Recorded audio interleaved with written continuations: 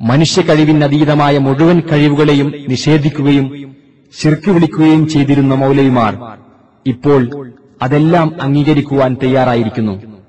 ഷംസുദ്ദീൻ പാലത്ത്, സക്കരിയ സുലാഹി, അബ്ദുറഹ്മാൻ സലഫി എന്നിവർ പറയുന്നത് ശ്രദ്ധിക്കുക. ഇവിടെ എഴുതി വെച്ചിരിക്കുക ശൈത്താനാണ് രോഗം പരത്തുന്നത്.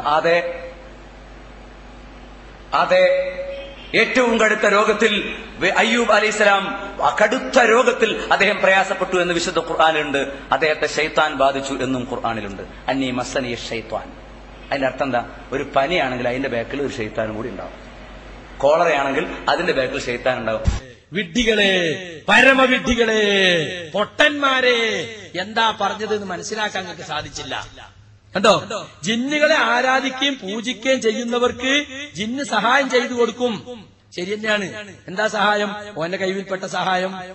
ജിന്നുകൾക്ക് പല കഴിവുണ്ട്. അതാണ് സൂറത്ത് ശുഅറ 221, 222 പറഞ്ഞത്. അതൊന്നെടുത്ത് വായിച്ചോ കമാനിയോടിന്റെ പരിഭാഷ. പിശാചിനെ സംബന്ധിച്ചിടത്തോളം ഞാൻ നേരത്തെ ആദ്യത്തെ എന്റെ സംസാരത്തിൽ സൂചിപ്പിച്ചതുപോലെ പലതരത്തിലുള്ള ഉപദ്രവങ്ങളും മനുഷ്യനെ ഏൽപ്പിക്കുവാൻ സാധിക്കും എന്ന് വിശുദ്ധ ഖുർആനിലും തിരുസുന്നത്തിലും കാണാം. എന്തിനധികം ചില വിവരങ്ങൾ കട്ടുകേട്ടിട്ട് ശൈത്താന്റെ ഔലിയാക്കന്മാരെ അത് പറഞ്ഞു കൊടുക്കും. മനുഷ്യന്മാരെ കൂട്ടത്തിലെ സ്വന്തക്കാരായ ആളുകൾക്ക് പറഞ്ഞു കൊടുക്കും, അവരെ സഹായിക്കും എന്നൊക്കെ തന്നെ വിശുദ്ധ ഖുർആനിലും ഹദീസിലും പരിശോധിച്ച് നോക്കിയാൽ കാണാം. എന്നാൽ ഒന്നിനും സാധിക്കൂല, ജിന്ന് പറഞ്ഞിട്ടൊന്നും ഇല്ല തന്നെ, അത് ബാക്ടീരിയയാണ്, അത് വൈറസാണ് എന്നൊക്കെ പറഞ്ഞു നടക്കുന്ന ആൾക്കാര് അതിന് ഒരു ദുർബോധനം മനസ്സിലെന്തേലും തോന്നലുണ്ടാകല്ലാതെ വേറൊന്നിനും സാധിക്കൂല എന്നൊക്കെ പ്രസംഗിച്ചു കിടന്ന് നമ്മളെ എനിക്ക് വളരെ ബഹുമാനമുള്ള അബ്ദുസലാം സുല്ലമിന്റെ ഈ വാദത്തോട് യാതൊരു ബഹുമാനമല്ല. ജിന്നുകളുടെയും പിശാചുക്കളുടെയും മറഞ്ഞ രൂപത്തിലുള്ള ഈ കഴിവുകൾ അംഗീകരിക്കുകയും ജിന്നുബാധയും സിഹിറുബാധയും സത്യമാണെന്ന് പുറത്തു പറയുകയും ചെയ്തതോടെ 8 പതിറ്റാണ്ടുകാലം മുജാഹിദ് പ്രസ്ഥാനം സുന്നികളെ മുശ്രിക്കുകളാക്കി കൊണ്ടുനടന്നിരുന്ന തൗഹീദ് തെറ്റായിരുന്നുവെന്ന് പരസ്യമായി പ്രഖ്യാപിക്കാൻ മൗലവിമാർ നിർബന്ധിതരായി.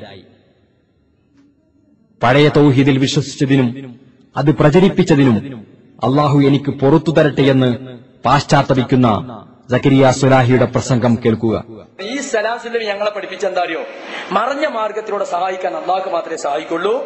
അതുകൊണ്ട് സീർ മുഖേന നമ്മൾ സഹായിക്കുന്നു വിചാരിച്ചാൽ തെറ്റാവും. ഞാനൊക്കെ കുറെ കാലം വിശ്വസിച്ച് പ്രസംഗിച്ചിറങ്ങിയിരുന്നു. അള്ളാഹു എനിക്ക് പുറത്തു തരട്ടെ. ഞാനിപ്പോ പ്രാർത്ഥിക്കുകയാണ്, ഇയാളെ കെണിയിൽ ഇസ്ലാഹി പ്രസ്ഥാനം രക്ഷപ്പെട്ടല്ലോ.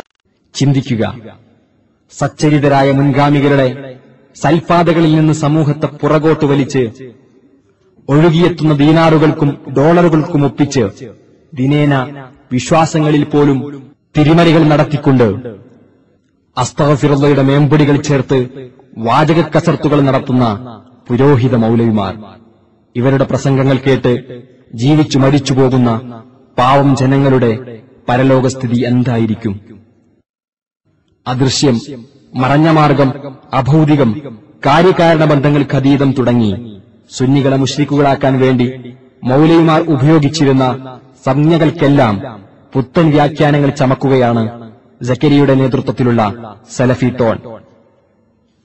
അദൃശ്യം, അഭൗതികം എന്നൊക്കെ പറഞ്ഞാൽ മനുഷ്യ കഴിവിനപ്പുറത്തുള്ള കഴിവുകളാണ് എന്ന പഴയ വ്യാഖ്യാനം ഒഴിവാക്കി മനുഷ്യരുടെയും ജിന്നുകളുടെയും മലക്കുകളുടെയും മറ്റെല്ലാ സൃഷ്ടികളുടെയും കഴിവിനപ്പുറമുള്ള കഴിവുകൾ മാത്രമേ അഭൗതികവും അദൃശ്യവും കാര്യകാരണ ബന്ധങ്ങൾക്കതീതവും ആവുകയുള്ളൂ എന്നാണ് ഇവർ ഇപ്പോൾ പറയുന്നത്. 2007 ഫെബ്രുവരി 16 വിചിന്തനം കാണുക.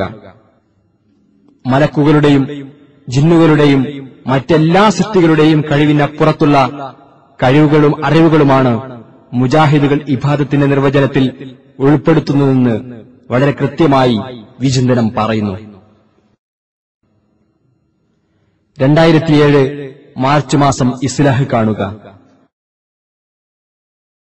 എന്നാൽ ജിന്നുകൾക്കും മലക്കുകൾക്കും മനുഷ്യർക്കില്ലാത്ത പല കഴിവുകളുമുണ്ടെന്ന് ഖുർആനും ഹദീസും സാക്ഷ്യപ്പെടുത്തുന്നു. പ്രസ്തുത കഴിവുകൾ മനുഷ്യനെ സംബന്ധിച്ചിടത്തോളം അസാധ്യമാണെങ്കിലും അതിനെക്കുറിച്ച് അഭൗതികമോ കാര്യകാരണ ബന്ധങ്ങൾക്കപ്പുറത്തോ ഉള്ളതാണെന്ന് പറയാൻ പറ്റില്ല എന്നാണ് ഇസ്ലാഹ് പറയുന്നത്. ഇക്കാര്യം സക്കരിയ സുലാഹി പ്രസംഗിക്കുന്നത് കാണുക. 8 പതിറ്റാണ്ടുകാലം കേരളത്തിലെ മുജാഹിദ് പണ്ഡിതന്മാർ ഇതിന് വിരുദ്ധമായ തൗഹീദാണ് തങ്ങളെ പഠിപ്പിച്ചതെന്നും ഗൾഫിൽ നിന്നും നാസിറുദ്ദീൻ അൽബാനിയെ പോലെയുള്ള പണ്ഡിതന്മാരിൽ നിന്നാണ് പുതിയ തൗഹീദ് പഠിച്ചതെന്നും അദ്ദേഹം പ്രഖ്യാപിക്കുന്നു. പിന്നെ മറഞ്ഞ മാർഗത്തിലൂടെ ഉപദ്രവിക്കാൻ, മറഞ്ഞ മാർഗത്തിലൂടെ സഹായിക്കാൻ അള്ളാഹ്ക്കല്ലേ കഴിയൂ.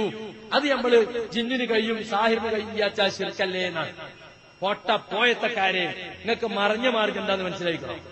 നിങ്ങൾക്ക് അഭൗതികം എന്താന്ന് മനസ്സിലാക്കണം. മറഞ്ഞ മാർഗം തന്നെ നമ്മളെ കണ്ണുകൊണ്ട് കാണാത്ത മാർഗം തന്നെ അല്ല, കാര്യകാരണ ബന്ധങ്ങൾക്ക് അപ്പുറത്തുള്ള മാർഗം.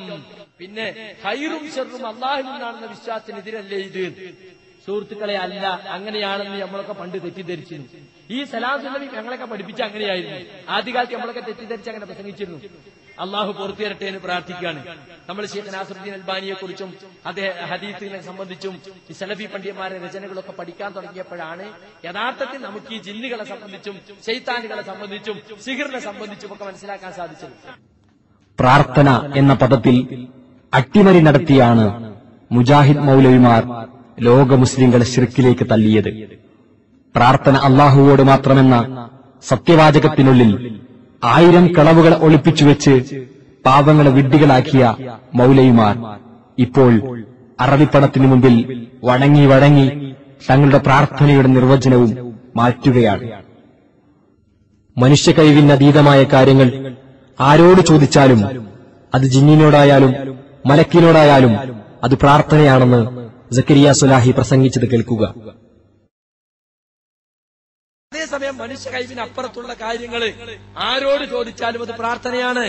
അത് ജിന്നിനോട് ചോദിച്ചാലും മലക്കിനോട് ചോദിച്ചാലും മഹാത്മാക്കളോട് ചോദിച്ചാലും. കണ്ടോ? എന്നാൽ മൗലവി വിഭാഗം ഇപ്പോൾ പ്രാർത്ഥനയുടെ നിർവചനം മാറ്റിയിരിക്കുകയാണ്. ജിന്നുകളുടെയും മലക്കുകളുടെയും കഴിവിൽപ്പെട്ട കാര്യങ്ങൾ ചോദിച്ചാൽ അതിനെപ്പറ്റി പ്രാർത്ഥന എന്ന് പറയില്ല എന്നാണ് ഇപ്പോൾ പറയുന്നത്. മനുഷ്യരുടെയും ജിന്നുകളുടെയും മലക്കുകളുടെയും മറ്റെല്ലാ സൃഷ്ടികളുടെയും കഴിവിനപ്പുറത്തുള്ള കാര്യങ്ങൾ സഹായം തേടലാണ് പ്രാർത്ഥന എന്നതാണ് പ്രാർത്ഥനയുടെ പുതിയ നിർവചനം. 2007 ഏപ്രിൽ മാസം ഇസ്ലാഹ് മാസികയിൽ പിശാചിന്റെ സഹായവും പ്രാർത്ഥനയുടെ അർത്ഥവും എന്ന ലേഖനത്തിൽ ഇവർ പ്രാർത്ഥനയുടെ പുതിയ നിർവചനം എഴുതുന്നു. സൃഷ്ടികൾക്ക് നൽകപ്പെട്ട കഴിവിനതീതമായ കാര്യങ്ങളിൽ സഹായം തേടലാണ് പ്രാർത്ഥന. അതേ ഇസ്ലാഹിൽ തന്നെ ഇവർ എഴുതുന്നു, രാത്രിയുടെ ഇരുളിൽ തപ്പിത്തടഞ്ഞു നീങ്ങുന്ന ഒരാൾ തന്റെ തൊട്ടടുത്തു നിന്ന് ശബ്ദം കേൾക്കുന്നു. ആളെ കാണുന്നില്ല. തന്റെ മുമ്പിലുള്ള ഈ ശബ്ദത്തിന്റെ ഉടമ ജിന്നായിരിക്കാം എന്ന വിശ്വാസത്തിൽ എന്നെ ഒന്ന് സഹായിക്കാമോ, ഒരു വെളിച്ചം തരാമോ എന്നാവശ്യപ്പെട്ടാൽ അത് അഭൗതികമോ കാര്യകാരണ ബന്ധത്തിന് അപ്പുറത്തുള്ളതോ അല്ലെങ്കിൽ സൃഷ്ടികളുടെ കഴിവിൽപ്പെടാത്തത് തേടുകയോ അല്ല. ആ സഹായാർത്ഥന ശിർക്കുമല്ല.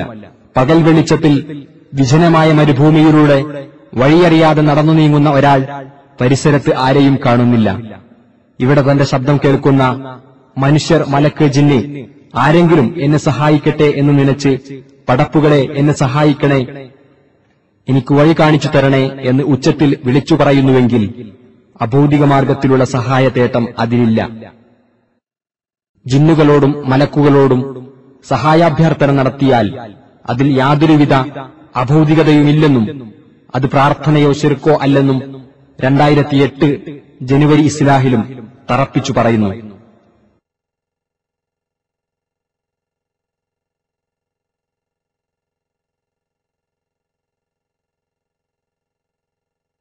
സുലൈമാൻ നബി അലൈഹിസ്സലാം ജിന്നുകളെ കൊണ്ട് ജോലി ചെയ്യിച്ചിരുന്നു. അവരോട് പല കാര്യങ്ങളും ആവശ്യപ്പെട്ടിരുന്നു. എന്നാൽ അദ്ദേഹം ജിന്നുകളോട് പ്രാർത്ഥിച്ചുവെന്ന് ഖുർആനിലോ ഹദീസിലോ പറഞ്ഞിട്ടില്ല. അപ്പൊ സിംഹാസനം കൊണ്ടുവരുന്നത് പ്രാർത്ഥനയല്ല, അത് അഭൗതിക കാര്യമല്ലേ? അഭൗതിക കാര്യമല്ല, അത് ജിന്നുകളെ സംബന്ധിച്ചിടത്തോളം അവരെ കഴിവിൽപ്പെട്ടൊരു കാര്യമാണ്. ബാക്കി പറയണട്ടോ. അതുപോലെ വിജനപ്രദേശത്ത് ഉണ്ടായേക്കാനിടയുള്ള ജിന്നുകളും മലക്കളും ഉൾപ്പെടെയുള്ള സൃഷ്ടികളോട് അവർക്ക് കഴിവ് നൽകപ്പെട്ട വിഷയത്തിൽ സഹായം ആവശ്യപ്പെട്ടാൽ അതും പ്രാർത്ഥനയാണെന്ന് പറയാവുന്നതല്ല. അപ്പൊ ഒരു വിജനപ്രദേശത്ത് നിങ്ങൾ അകപ്പെട്ട യാ ഇബാദല്ലാ അഈനൂനി, അള്ളാന്റെ അടിമകളെ എന്നെ സഹായിക്കൂ എന്നൊരു വാക്കുപയോഗിച്ചാൽ അവിടെ മറഞ്ഞിരിക്കുന്ന ജിന്നുകളോ മലക്കുകളോ ഒരു പക്ഷേ നിങ്ങളെ സഹായിച്ചേക്കാം.